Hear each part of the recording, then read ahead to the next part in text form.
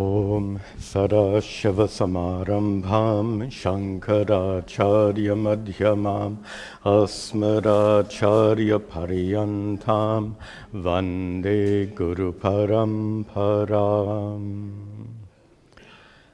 Oh, good. Be seated, please.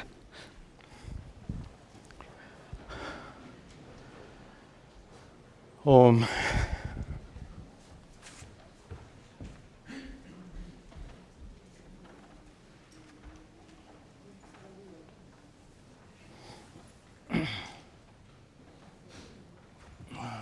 Okay, good.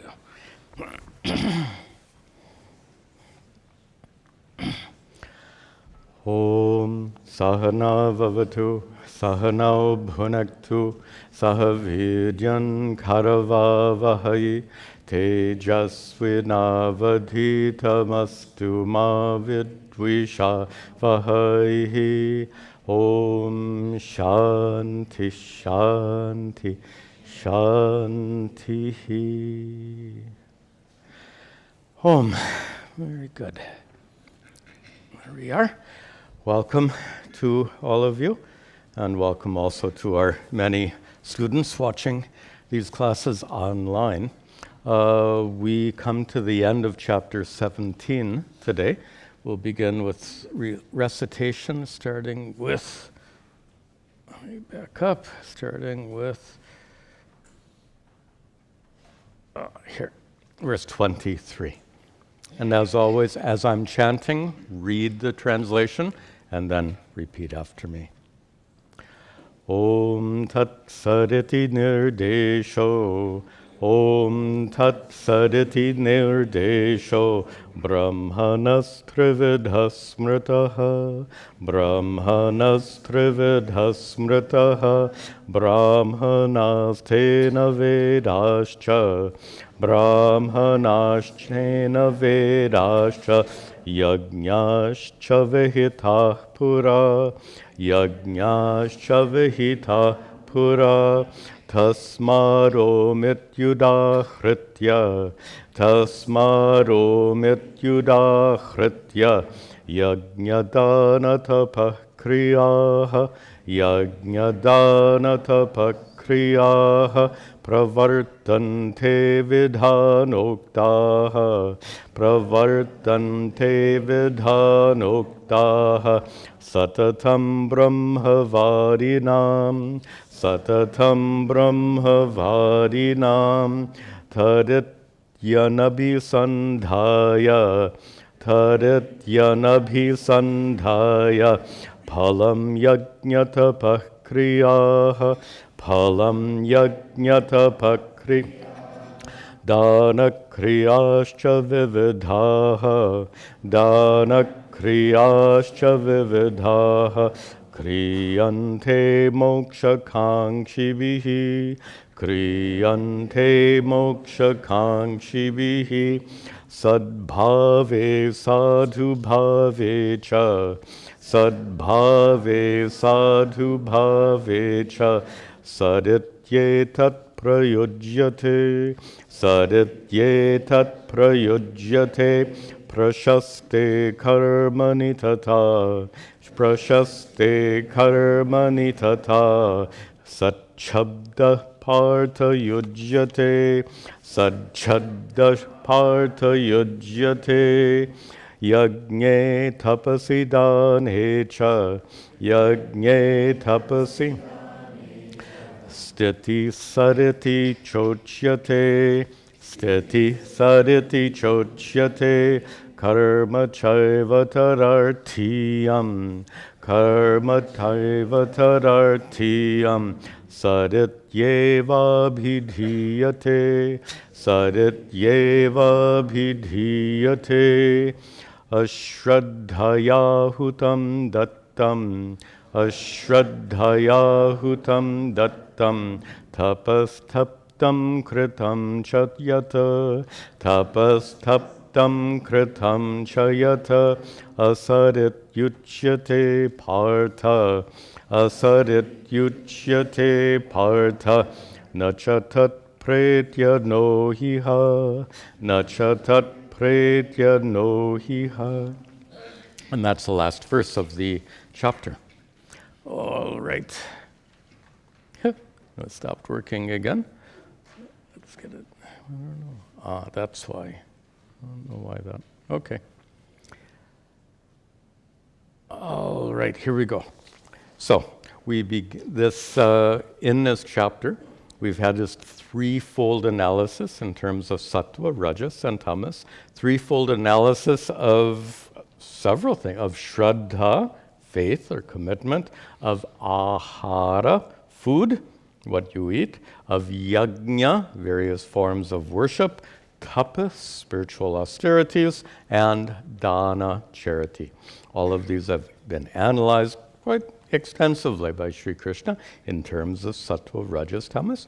And we discussed before how crucial it is to, excuse me,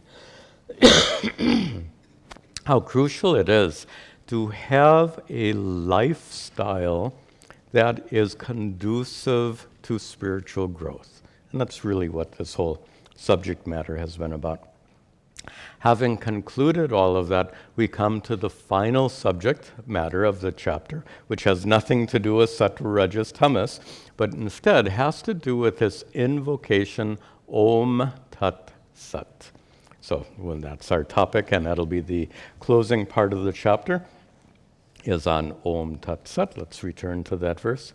Om Tat Saditi Nirdesho Om Tat Saditi Nirdesho Brahmanastrividha Smritaha Brahmanastrividha Smritaha Brahmanastena Vedhascha Brahmanastena Vedhascha Yajñāscha vihita pura, Yajñāscha vihita pura.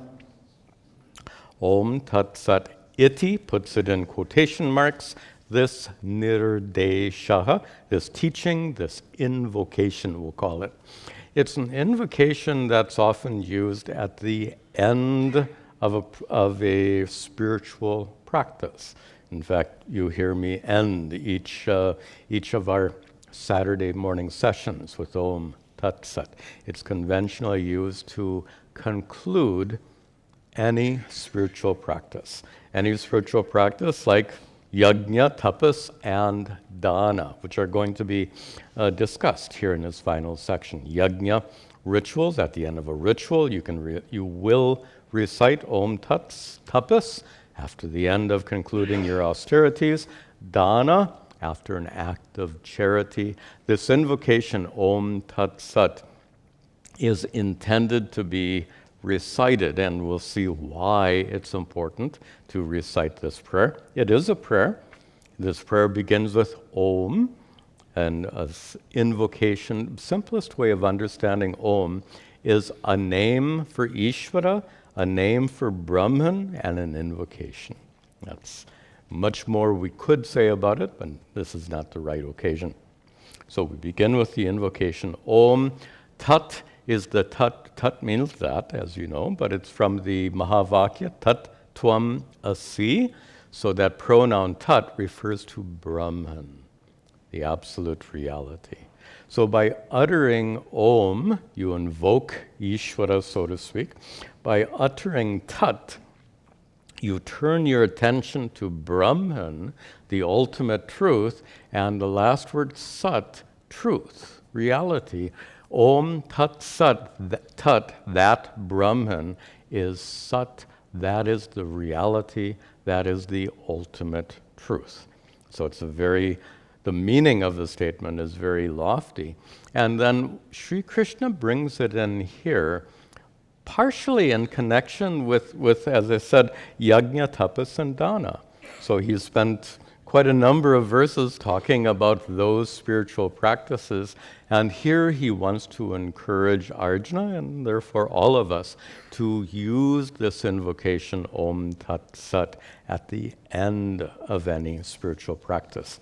So he introduces it, Om Tat Sat Iti. This nirdeshaha, this teaching, this statement, this invocation, is Trividaha, in the middle of the next line. Trividaha, smritaha. It is understood as being threefold. Here, threefold does not mean sattva, rajas, tamas. Here, threefold means Om, Tat, Sat. It's a three-word invocation. And it is a nirdeshaha, an invocation, brahmanaha, an invocation of Brahman, of the supreme reality. And middle of the next line, tena, along with this sacred invocation, Om Tat Sat, Brahmanaha, here referring to the rituals performed by Brahmanas. Brahmanaha, rituals. Vedaha, the Vedas, Vedic recitation. And Yajnaha, worship. So rituals, recitation, and ritual worship, all of these were vihitaha, established, ordained, pura, long ago. Meaning that in the performance of these sacred acts, these spiritual practices, this invocation, according to Sri Krishna, is meant to be included, not left out. Why should it be included? Why should it not be left out? And that's what Sri Krishna explains. Tasmado mityudahritya, tasmado mityudahritya, excuse me. Yajnadana-tapakriyaha, yajnadana-tapakriyaha, pravartante vidhanoktaha, pravartante vidhanoktaha, satatam brahmavarinam, satatam brahmavarinam. He begins with Om in the next three verses. You won't be surprised if he talks about Om first, then Tat, and then Sat. And that's what we're about to see. Tasmat, therefore. Therefore means since these sacred acts were ordained long ago with the intent that this invocation should be included. That's the sense of tasmat, because you're supposed to include this invocation with these sacred practices. Tasmat, therefore, Om iti udahritya. Udahritya. By reciting Om, again, iti is like quotation marks here. By uttering Om, yajna, dana, and tapas, the three things we've talked about previously in this chapter, yajna, ritual worship, dana, acts of charity, tapas, acts of spiritual austerity. These kriyaha, these sacred acts, these spiritual practices, pravartante, are meant to be performed, vidhana uktaha, as described, uktaha, as described by the Vedana, by the traditional rules. The rules, by the way, if you go through the Vedas looking for a rule that says you have to recite Om Tat Sat, you won't find that rule. It's more of a, we'll call it a convention, a traditional convention that's been carried on not for hundreds of years, but for thousands of years. So a very ancient tradition. So, tasmat, therefore, Om iti udahritya, by uttering Om first, these sacred acts of worship, charity, and spiritual austerity, they are to be undertaken, pravartante vidhana uktaha, according to this ancient tradition, according to this sacred convention. And, vidhana uktaha. So, these acts are to be performed by whom? Satata, first of all, continually, always, brahmavarinam, by, actually I don't like this translation. Whose translation? Because now that I'm looking at it, I would rather connect Vidhanoktaha with Brahmavadinam, which is not what it says here. So I would prefer to say that this sacred tradition has been uktaha, it has been laid down, Brahmavadinam, by the ancient teachers. Satatam is always encouraged by Brahmavadin. What a big word. Those who teach Brahman, those who teach reality, by spiritual teachers. So Om is ordained to be recited first before these spiritual practices. Then comes Tat. Tadityanabhisandhaya, tadityanabhisandhaya, palam yajñatapakriyaha, palam yajñatapakriyaha, Danakriyasha vividhaha, Danakriyasha vividhaha, Kriyante mokshakangshibihi, Kriyante mokshakangshibihi. Tat iti, again, iti puts it in quotation marks, and you can take that udahritya word from the prior verse. So by uttering tat, the second word of the invocation, Om Tat Sat, Tat meaning Brahman. By uttering Tat, and then skip down, Yajna, Tapa, and Dana, the same three practices. Yajna, tapas, kriyaha, acts of yajna, worship, and tapas, spiritual activity, and also dana kriyaha, acts of charity. These spiritual practices, vividhaha, of various kinds of worship, various kinds of austerity, various kinds of charity. All of these spiritual practices were kriyante. They were done having uttered tat. And there's something subtle that Sri Krishna is going to bring out here. Remember in our prior class, we talked about the fact that each of these practices, worship, yajna, tapa, and dana, could be done either with a sattvika attitude, a rajasa attitude, or a tamasa attitude. Rajasa attitude is very common, and that is you do some ritual worship, yajna, for the sake of invoking God's grace to help you reach a particular goal. So you pray, I think I had a joke about offering into the yajna, offering ghee into the yajna. If you want something small, you offer a little bit of ghee. If you have a big ask, you have to pour gallons and gallons of ghee into that sacred fire because it's a big ask, as they say in American English. That's a rajasa attitude, right? That very same ritual can be done without desiring the fruits of the result.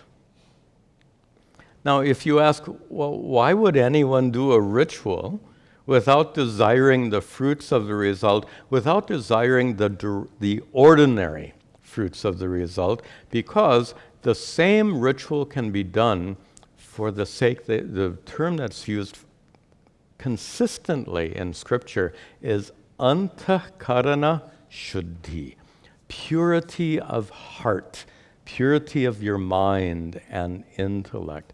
And that's always taught in the context of preparing you for that knowledge which will lead you to enlightenment. So look what's being taught here. This is really a kind of a connection back to our topic of karma yoga.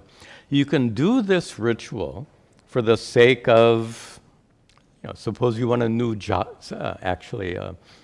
Sometimes rituals are done for the sake of a long life. So you're doing this ritual for the sake of a long life, that which is a worldly end, a worldly goal. That same ritual can be done not for the sake of a long life, but as a pure expression of worship, and by doing it without desiring the results, purely as an expression of praise and worship, it then becomes purifying to your mind and heart as an act of karma yoga.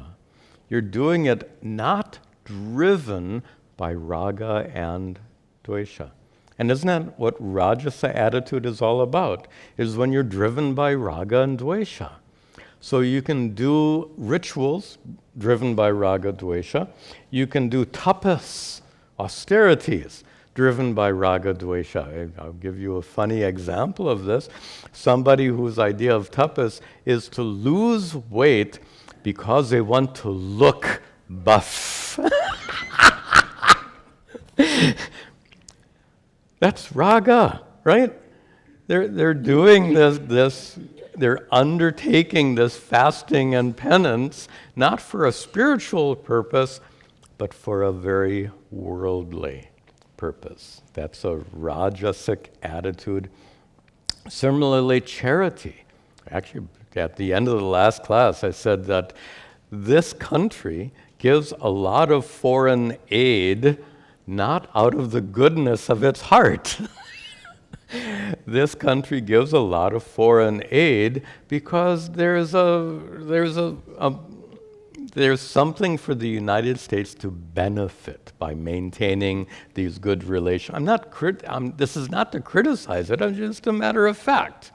So it helps maintain international relations, which is a good thing.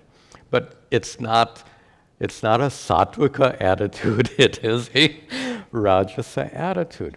So look at this. What Sri Krishna is saying here is that if you do these three acts by uttering Om Tat Sat, that word tat is meant to elevate your attention so that you're not doing these spiritual practices with a rajasic attitude, but you're doing these practices with a sattvika attitude.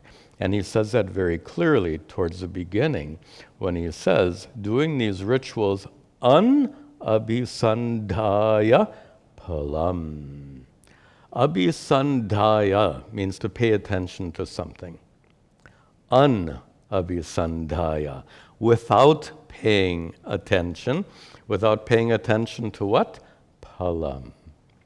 Without doing these spiritual practices for the sake of the pala, for the sake of any worldly results, meaning doing these practices not with a rajasic attitude, but with a pure sattvika attitude. And why do you do that? Because your goal is higher. If your goal is worldly gain, that's a rajasic attitude. And this is, again, not to criticize it, but just to observe. If you are driven to have a better, what do they call it, better standard of living, fine, you can do some rituals or prayers or tapas for that sake. But if you understand the limitations of what can be accomplished through worldly goals, worldly pursuits, then you begin to have that shift of orientation. I've in prior classes called it a conversion of attitude, where you, instead of being focused on worldly goals, you are now focused on a higher goal. What is that goal? We call it moksha, liberation, enlightenment. And with the last word, Sri Krishna says, this is the attitude for those people who do yajna, tapas, and dana, those people who are, these spiritual practices are done by whom? Moksha kangshibihi, done by those who seek moksha, those who desire moksha. So those who desire moksha will do the same. Let me back up. Those who are driven by raga and dvesha will still engage in spiritual practices, but they're more using their spiritual practices to help them be more effective in life. It's like someone who meditates every day for stress management. Now, it works, right? It's powerful to use meditation for the sake of stress management. You can be more effective. You can deal with your boss without freaking out. You can deal with all these challenges in life so much more calmly and effectively due to meditation. That's the Rajasic approach.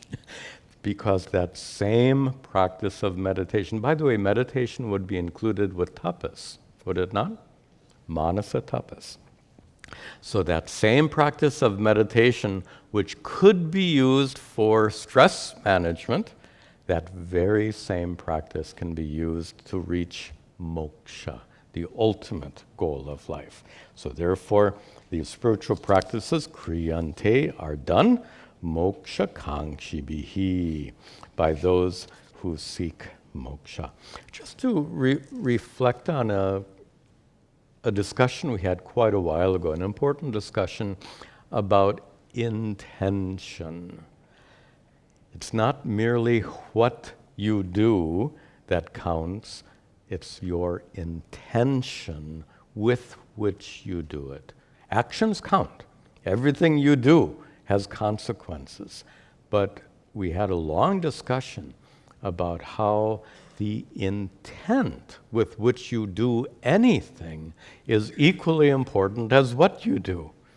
So it's not just a matter of what you do in life, but your intention that drives you to do that. So if your intention is raga dvesha,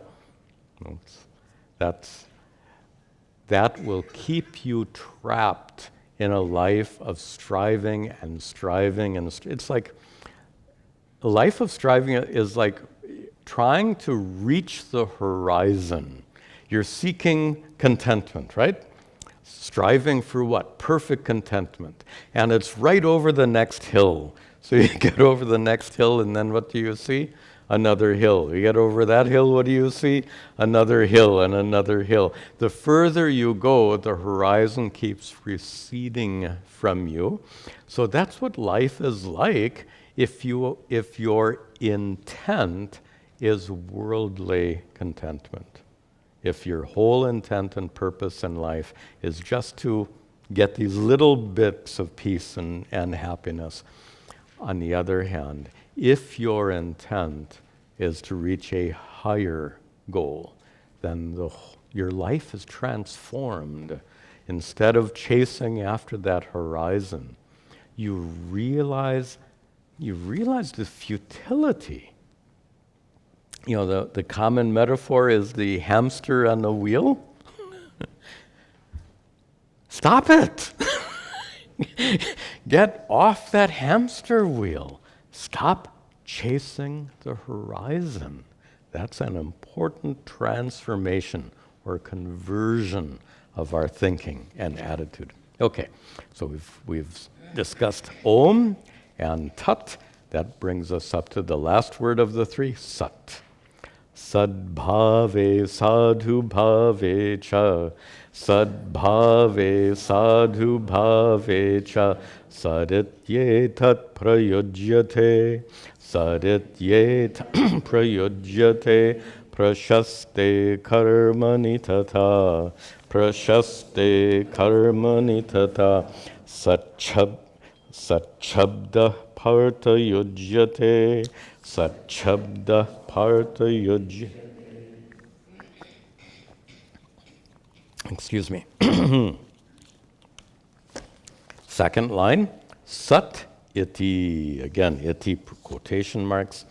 Etat, this word, sat, prayujyate, is used for what purpose? He's going to list 5. 5 different meanings or purposes for that uttering that word sat. The first one, sadbhave, in the sense of truth.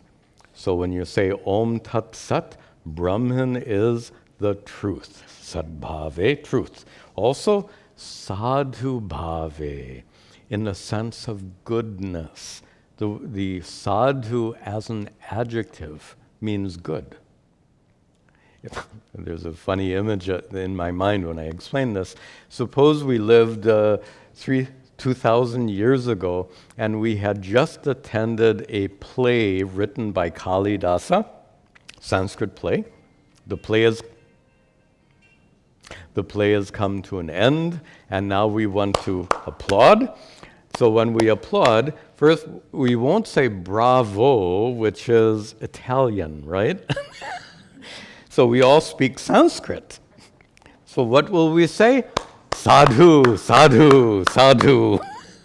Good, good. So honestly, the word sadhu was used in that way in ancient times. So sadhu bhave, in the sense of goodness. Om tat sat, this is good. Meaning whatever is a spiritual practice you've just concluded, that spiritual practice is sadhu, it is good. Also, in a third line, prashaste karmani tata. Tata, in the same way, prashaste karmani, for a noble deed, a praiseworthy deed. Sat shabdaha, the word sat, yujyate, is also used. Partha, O Arjuna. So it's used to indicate truth. Sat means truth. Sat means goodness. Sat means something. Sat indicates a noble deed. And there are two more. Sri Krishna squeezes in here at the end. Stops working. Okay, here we go. Yagne tapasi dane cha, yagne tapasi dane cha, stiti saditi chochyate, stiti saditi chochyate, karma chaiva tarartiyam, karma chaiva tarartiyam, sadityeva bhidhiyate, sadityeva bhidhiyate. So two more meanings of sat in the second line. Saditi cha uchyate. The word sat, uchyate, is also used in what sense? In the sense of stiti, firmness. Firmness, commitment, maybe is a better translation. Commitment to what? First line, yagne, commitment to worship. Tapasi, commitment to spiritual austerities. Dane, commitment to acts of charity.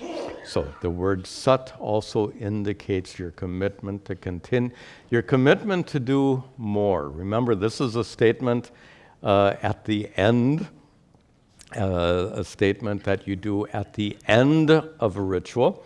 What is your attitude at the end of that spiritual practice? You've just concluded a long ritual, you've just concluded a long period of fasting, you've just written a check for $1,000 to a charitable organization. Then what should be your attitude? Oh, thank goodness that's over with. Not. So this sense of sthiti is that you're going to continue with that practice. And there's an interesting way that's expressed in Hindu culture. And many of you do this. When you write a donation to this ashram or to some other organization, you won't write a check, many of you won't write a check for $100. You'll write a check for $101. What does that indicate? $100 is very final. 100, bas, ho gaya. That's it. But when you add that one, symbolically it indicates a willingness to give more. Very nice tradition. So here sthiti means when you finish a spiritual practice, you will continue to do more in the future. So you end that spiritual practice, Om Tat Sat, with a commitment to do even more of that spiritual practice in the future. That's the fourth is sthiti, and the fifth meaning of sat, karma cha eva tadartiyam. Karma, deeds, which are tadartiyam, for the sake of that. For the sake of what? yajna, tapas, and dana. An act for the sake of yajna, tapas, and dana, I just give a very obvious example. An act for the sake of dana, charity, would be going to work, right? So you can only give what you have. So to go to work as karma yoga to earn some money that will be given as part of the spiritual practice of charity. That work is also called sat, and that's included in the expression Om Tat Sat. So to summarize, Sri Krishna says this expression Om Tat Sat should be recited just mentally. You need not say it out loud. You can, but it's a prayer that is meant to be included at the end of any spiritual practice. With Om, you invoke Ishvara. With Tat, you raise your attention to the highest goal of life, reaching Brahman, moksha. And with Sat, we had all these 5 meanings. That Sat means truth, Sat means goodness, Sat means a praiseworthy deed, Sat means a willingness to do more spiritual practice in the future, and Sat includes doing what facilitates your spiritual practice. So all of this is included in this Om Tat Sat, which you can do not only at the end of a spiritual practice, but I have some funny habits. When I finish writing a script for a video, Om Tat Sat will come at the end. You can include this also. Why not? If you are a karma yogi, cooking dinner is a spiritual practice, correct? If you cook dinner with the attitude of karma yoga, we're not going to go over all of that today. We've done so at length in prior classes. But if you have, through the teachings of Sri Krishna and the Bhagavad Gita, if you have transformed the ordinary deed of cooking into a spiritual practice by making it karma yoga, if you are a karma yogi, after you are finished cooking dinner, Om Tat Sat. It's as though consecrating that deed as a spiritual practice.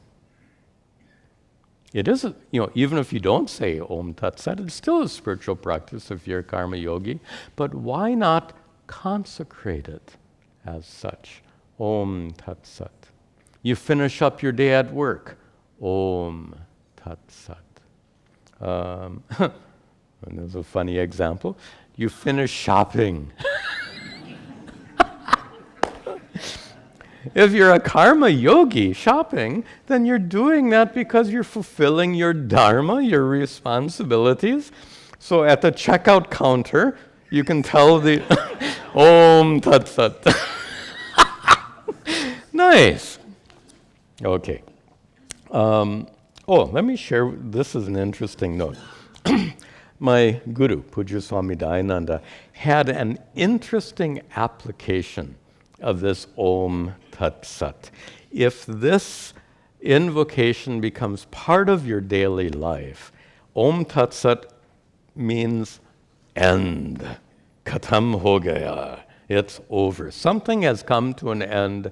Something is over. You get a strong mental association between the prayer Om Tat Sat and something being concluded. So first of all, his suggestion depends on you having gained that association. Suppose you take Sri Krishna's advice here, and for the next year, you constantly turn to that invocation, Om Tat Sat, after any spiritual practice, after you're done meditating, Om Tat Sat, after you're done reading the Bhagavad Gita, Om Tat Sat, after you're done cooking or shopping, Om Tat Sat. So you do that for a year, you come to a very strong psychological association between Om Tat Sat and the end of something. So once that association has been established, then Pujya Swamiji suggested a very interesting application of this Om Tat Sat. Did you ever have an argument with someone, and then after the argument, after you leave the person, you stop arguing out loud with the person, but you continue the argument in your mind? You know how that works, right? So the argument continues. Sometimes for hours, sometimes for days. You wake up the next morning and you're still thinking about the argument, and you think, oh, I should have said this, I should have done that. The argument keeps running and running and running in your head, and that's not helpful. How to put an end to that the mind's clinging to that argument? Pujya Swamiji said, Om Tat Sat.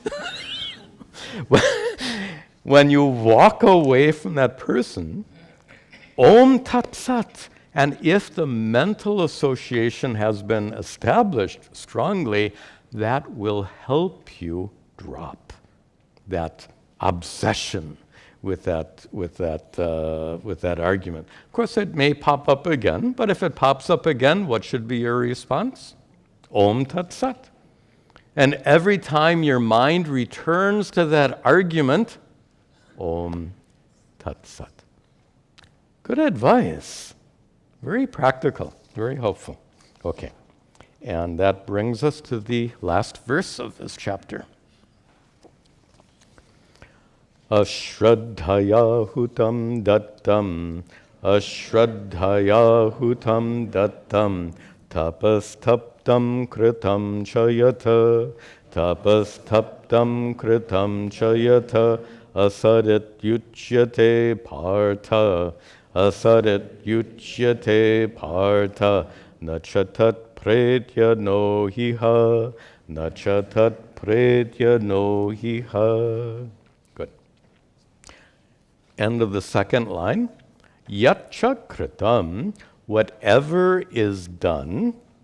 When what is being done? Whatever is hutam, whatever is offered. We're back to yajna, dana, and tapas here. So yat kritam, whatever is done, whatever is hutam, whatever is offered in worship, whatever is dattam, whatever is given as an act of charity, and whatever tapas is taptam, whatever spiritual austerity is performed.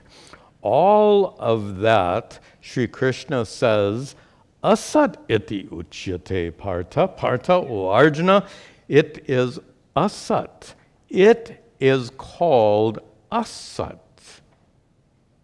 If, first word, if it is ashraddhaya kritam. If it is done without shraddha. So any act of worship, of austerity or charity that is done without shraddha, without faith, without commitment, without a pure heart. And that's perhaps a reference to the tamasic attitudes that he described and we saw that at quite some length in the last two classes. So any of these spiritual practices done with that tamasic attitude, done without shraddha, done without a prayerful attitude. I like that expression, prayerful attitude, that you look upon it as a spiritual practice. If you just go to work, this goes back to our discussions on karma yoga. Fulfilling your duties is not karma yoga. Fulfilling your duties is the minimum to just be a good person. It's not a spiritual practice, it's the beginning point. So merely going to work to fulfill your duties is not karma yoga. Karma yoga is so much more than that. That attitude of Ishvara Arpana Buddhi, that attitude of setting aside our raga and dvesha and committing ourselves to a life of dharma for the sake of spiritual growth, all of that is over and beyond merely fulfilling your duties. So that's why I like that expression, prayerful attitude. Anything you do with a prayerful attitude becomes sadhana, becomes spiritual practice. Anything you do without a prayerful attitude, according to Sri Krishna, is asat. He says useless. It's useless. In the last line, na u iha. In the last few words. Yeah, no is na u. It is useless iha here in this life, na cha tat pretya, and it is useless tat pretya when you die from this life and travel on to your next life. It's also useless. Any spiritual practice you do without a prayerful attitude, Sri Krishna says, it is useless. It will not help you in this life. It will not help you in the next life. And if you say, what is the relationship of that to this Om Tat Sat? Here's the point. In fact, the commentator brings it out very, very nicely. He says that, and I have to paraphrase. He says it very briefly. I'll say it very elaborately. Suppose you think that Om Tat Sat is a magical formula that will convert whatever you do into spiritual practice. Which means what? You sit down and you eat a donut. And after eating the donut, Om Tat Sat.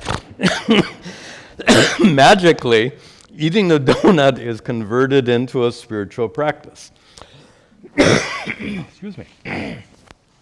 I'll give a more realistic example. Many people do rituals mechanically, or you recite prayers mechanically. Excuse me.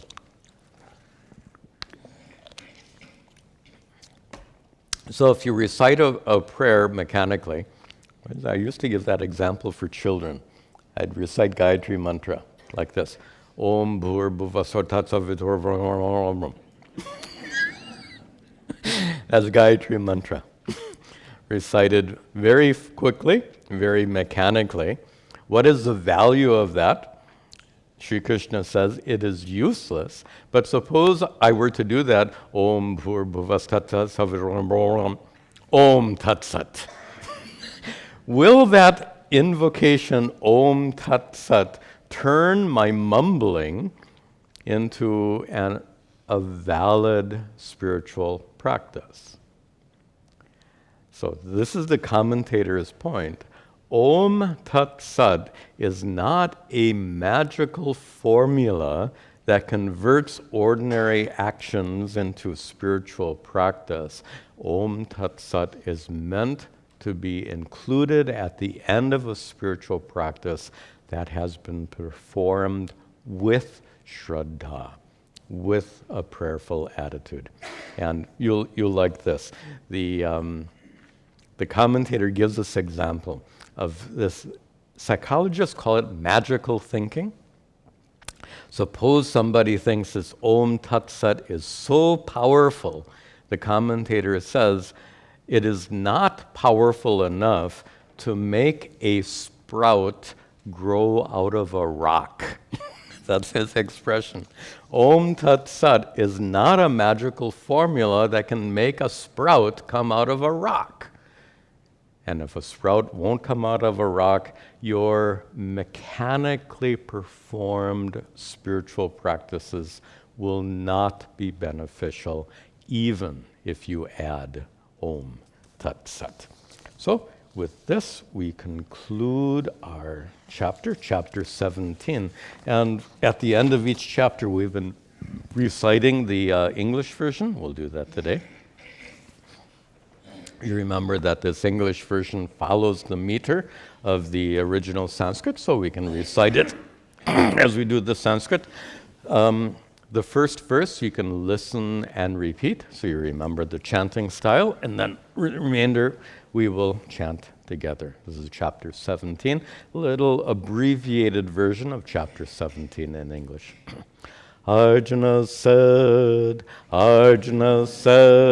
those who worship with faithful hearts, those who worship with faithful hearts, but ignore the scriptural rules, O Krishna, how is their faith based? O Krishna, how is their faith based? On sattva, rajas, or tamas, on sattva, rajas, or tamas. Together. The blessed Lord said, O Arjuna, threefold is faith. According to one's temperament, people are molded by their faith. As they believe, so they become. Those who with sattva are endowed offer their worship to the gods. Those with rajas to spirits give. Those with tamas to hordes of ghosts. Those who perform harsh penances, driven by ego and desire, torturing their own bodies thus, know them to have demonic traits. Sacrifice, penance, charity are also known of as three kinds: sattvic, rajasic, tamasic. To their distinctions listen now. Sacrifice is called sattvic when performed in scriptural accord, not for the sake of gaining grace, but just because it should be done. Sacrifice is rajasic when offered to gain desired ends, or performed with hypocrisy to appear pious and devout. Sacrifice is tamasic when done despising scriptural rules, lacking mantras, devoid of faith, without offering alms and food. Penances are called sattvic when done not for the sake of results. They are rajasic when performed to gain respect or reverence. Penances are tamasic when delusion casts its wicked spell, and one's own body is abused, or harm to others is the goal. Charity is called sattvic when given at proper time and place to a deserving person who has never given gifts to you. Charity is rajasic when given with hopes of recompense, or for gaining heaven's rewards, or when given reluctantly. Charity is tamasic when given at the wrong time or place, or given to unworthy ones, or when given with disrespect by the sacred invocation. Om Tat Sat Om, that is the truth. Vedic chanting and sacrifice were thus begun in ancient times. Therefore, Om is recited first before all acts of sacrifice or of penance or charity. performed as scriptures so ordain, sacrifice, penance, charity, without devotion, lacking faith, are worthless and will yield no fruits, not here or in one's future lives. And that brings us to the end of chapter 17, Shraddha Traya Vibhaga Yoga. When we meet next week, we begin the final chapter of the Bhagavad Gita, and I'm smiling because to me, it's a great accomplishment to have gone all the way through these 17 chapters and have arrived at our study of the final chapter. We'll begin that next week. Quick announcements. Tomorrow we have our usual Vedanta class at 10 o'clock. We've just started recently a new chapter, so it's a good time to join us if you'd like to begin. Shankara's Upadesha, Sahasri, brilliant text. And then immediately after, at 11 o'clock, we'll have satsang, question answer. It's been quite lively. Come and join us, please. We'll conclude with our brief prayers at the altar.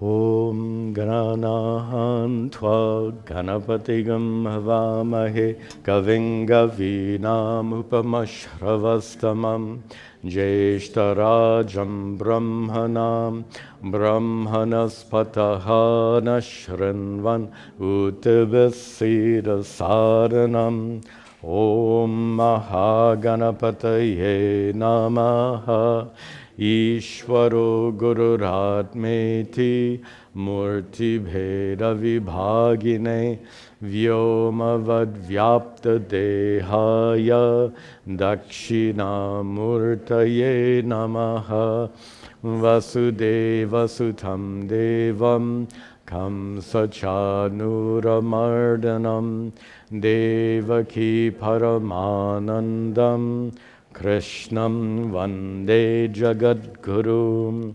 Om Sarve Bhavantu Sukhinaha Sarve Santu Niramayaha Sarve Bhadrani Pashyantu Ma Kaschid Dukkha Bhag Bhavet Asato Ma Sadgamaya Tamaso ma jyotirgamaya mrityor ma amritangamaya. Om Shanti Shanti Shanti. Om Tat Sat.